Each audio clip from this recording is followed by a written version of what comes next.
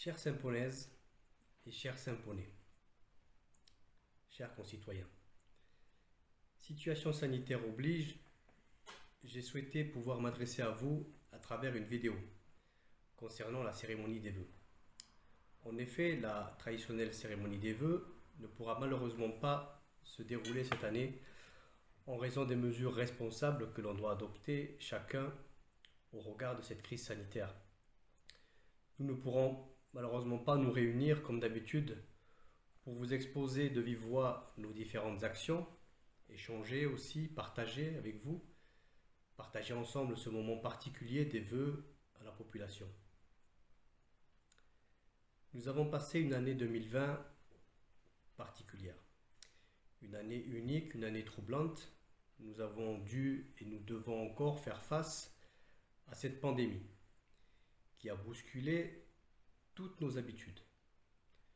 Notre ADN social a été transformé à cause de cette pandémie.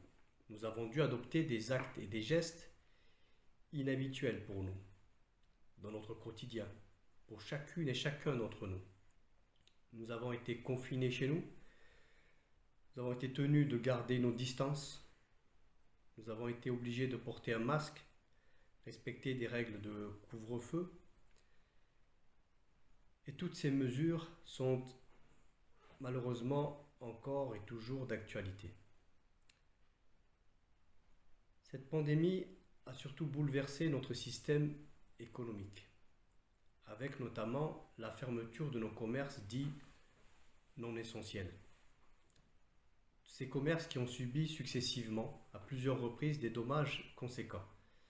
Je pense sincèrement à eux et je leur renouvelle tout notre soutien.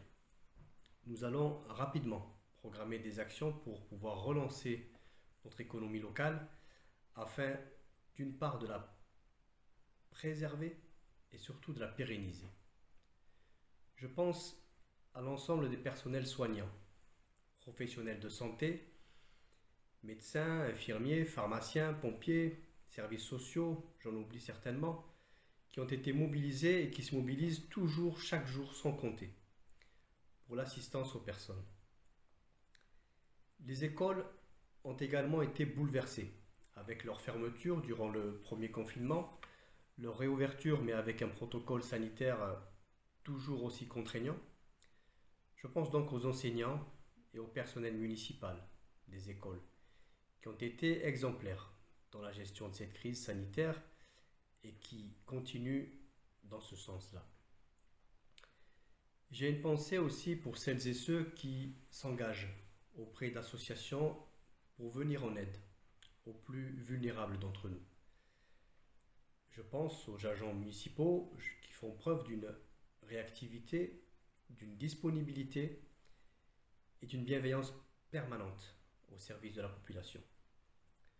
Je pense aussi à celles et ceux, particuliers, anonymes, qui se mobilisent sans compter durant cette crise sanitaire, celles et ceux qui font vivre notre ville, chacune et chacun d'entre vous, dans vos domaines respectifs.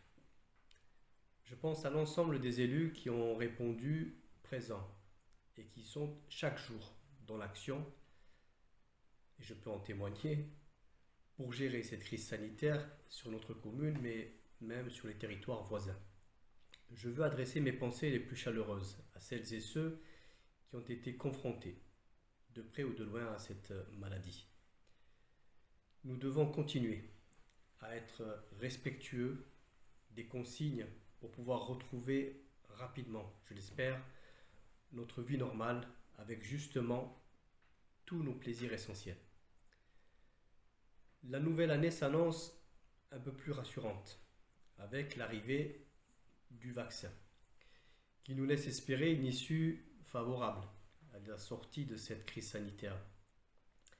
À ce sujet, la ville de Saint-Pons-de-Thomières, au travers plusieurs porteurs de cette action, le SDIS et bien d'autres partenaires, Saint-Pons est devenu centre de vaccination. C'est une belle opportunité pour Saint-Pons qui va permettre l'accompagnement et la prise en charge de bon nombre d'habitants des Hauts-Cantons, mais même au-delà. Enfin, hors Covid, notre 2020 a aussi été une année marquante au bilan de l'état civil de notre commune, avec le décès d'un bon nombre de nos chers concitoyens. 42 personnes de nos chers concitoyens saint-paulnais nous ont quittés. Je veux pour cela adresser mes sincères condoléances à chaque famille touchée par la perte d'un proche. Nous avons aussi été agréablement surpris par des événements chaleureux, plus joyeux durant cette année 2020, avec la célébration de 5 mariages et le plaisir d'accueillir 8 naissances sur la commune. 2021 sera la reprise avec la mise en place de notre programme, de nos actions, de nos projets pour Saint-Pons-de-Thomières, avec la participation de l'ensemble des élus. Cette mise en place qui a été tant bousculée, vous l'aurez remarqué, par le Covid.